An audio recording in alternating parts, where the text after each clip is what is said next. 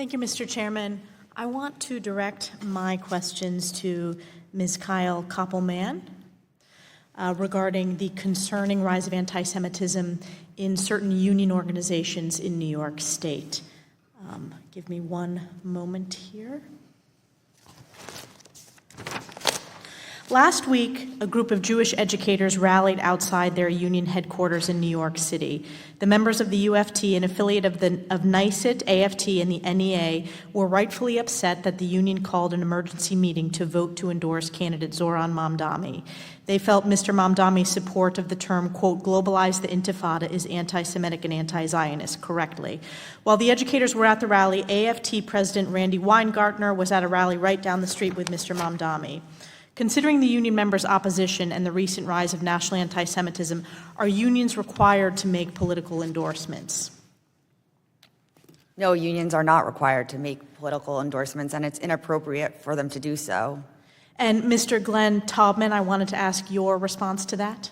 No, they're not required to, and in the current world that we live in, it's divisive and hateful to support Hamas and communist anti-Semites like Mr. Mamdani.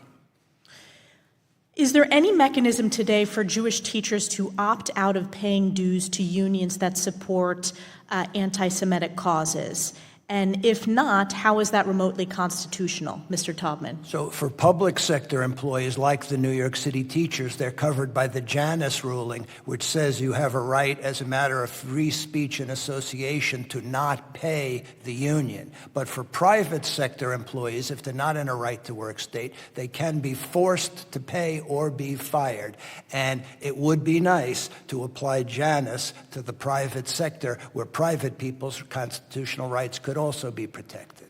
Do you believe that unions like the NEA and AFT are functioning as ideological enforcement arms rather than neutral labor advocates, especially in their treatment of pro-Israel educators? So I've been at this for 43 years. When I started, I used to say unions were representatives who did politics on the side. Now there are political powerhouse parties that do a little collective bargaining on the side. And that's what the NEA and the AFT and unions like that are all about. It's all about power and money to them. And the collective bargaining is a secondary thing to their political power and their money. Thank you. I yield back.